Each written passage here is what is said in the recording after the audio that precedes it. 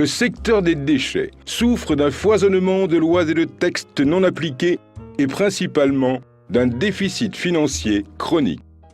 La situation des ordures ménagères à Tivaouane n'est pas singulière à la commune de Tivaouane.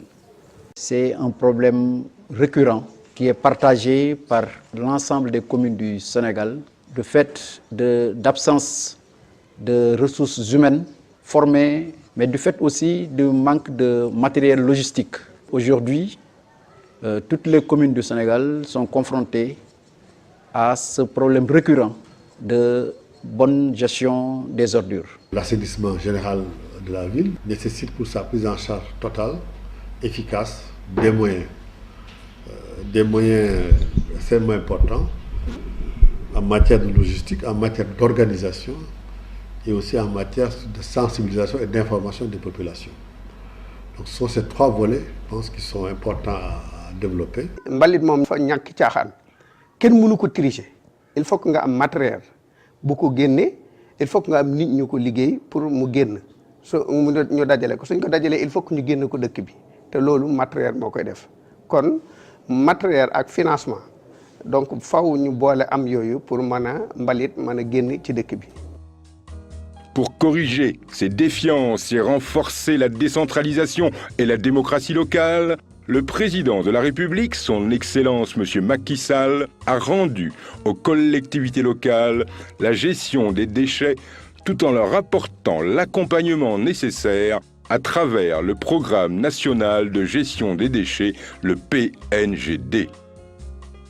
Nous avons eu la chance, le président Macky Sall, en étant élu en mars, est venu ici en juin et quand même a pris en charge et a écouté toutes ces questions-là. Et donc c'est une chance pour nous. Et je voudrais remercier donc justement la cellule, l'unité de coordination et de gestion des déchets solides pour cette fonction, cette mission qu'elle a de coordonner, d'impulser pour faire en sorte que cette problématique de gestion des déchets solides soit résolue définitivement et au niveau national par une vision globale tout en étant locale aussi. Nous plaçons beaucoup d'espoir à ce programme qui ne laisse aucun acteur en rade, qu'il s'agit des populations, qu'il s'agit des collectivités locales en tant qu'organe moral, qu'il s'agisse des opérateurs privés, qu'il s'agisse des organisations communautaires de base. Je pense que ce programme fait la synergie de l'ensemble de ces forces vives de la nation pour qu'ensemble, qu'on règle ce problème. di sant bu baax ministre bi nga xam ne collectivité locale moom bi nga xam ne aussi moom la ñu dénk liggéey boobu te mu am volonté bu toll ni jóg dem ñëw ci gox-goxaan yi di leen wër di waxtaan ak ñoom di leen laaj lan mooy seen xalaat. Le PNGD permettra de doter toutes les collectivités locales du pays d'un système de gestion des déchets formel, moderne et durable. Il y a besoin d'améliorer l'environnement de la gestion des déchets, donc par des réformes qui vont toucher les aspects législatifs, les aspects juridiques et les aspects réglementaires, mais aussi rendre disponibles des infrastructures de traitement des déchets, des infrastructures aux normes. Aujourd'hui, malheureusement, le Sénégal n'a pas suffisamment d'arsenal juridique qui encadre la mise en place et l'exploitation des infrastructures. Ce qui est remarqué principalement, c'est la prolifération des décharges sauvages. Aujourd'hui, nous voulons, à travers ce programme, mobiliser suffisamment de ressources financières pour doter de chaque pôle de gestion des déchets d'une infrastructure aux normes qui permettra une gestion écologiquement rationnelle des déchets. Par ailleurs, il faudra appuyer aussi les côtés locales à l'effet de renforcer leur capacité managériale, leur capacité de gestion, leur capacité technique, mais aussi leur capacité financière. Il faudra engager les populations dans l'effort de salubrité et ceci passera par de la communication, de la sensibilisation, mais aussi du renforcement de capacité des acteurs communautaires. Dans un souci d'efficacité technique et de rationalité financière, le PNGD a organisé le territoire national en pôle de gestion des déchets.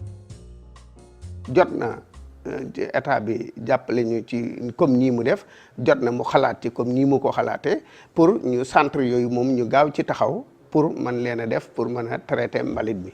bu ma déggee ñu naan mbëbës ni mel damay wax ñiy wax mbëbës ñiy jàmban mbëbës waroon nañu ñëw Touba xool suñu dépôt bi boo ko xoolee bu ñu la takkoon say bët it cëppeel la fa donc nga dem Mbëbës da ngay wax fii mooy Mbëbës maanaam te gis actuellement problème bi ñu ci am dem na ba mi ngi dugg ci kër yi fi mu nekk nii dépôt bi kër yi ñu ngi ci biir dépôt bi te loolu c'est vraiment dangereux. Ce sera un programme qui va coordonner tous les efforts au niveau national, mais surtout faire en sorte que ces moyens soient utilisés de façon rationnelle et surtout efficace, en considérant l'intercommunalité, prendre les déchets des villes environnantes, même Diourbel qui est à 60 km de Kaolack, pour en faire une bonne unité de traitement et de valorisation. C'est une activité qui nous impose de s'organiser en groupement d'intérêt communautaire, de développer l'intercommunalité. Tivaouane, Mboro, Pire, Taïba Ndiaye, Meouane, Darou Khoudoss devraient tous s'organiser en groupement d'intérêt communautaire, disposer d'un même centre d'enfouissement technique, disposer d'un même centre de dépôt pour que la masse critique d'ordures puisse répondre à d'autres besoins. Il faut qu'aujourd'hui, que chacun puisse s'impliquer, assumer pleinement sa responsabilité par rapport à la gestion des déchets.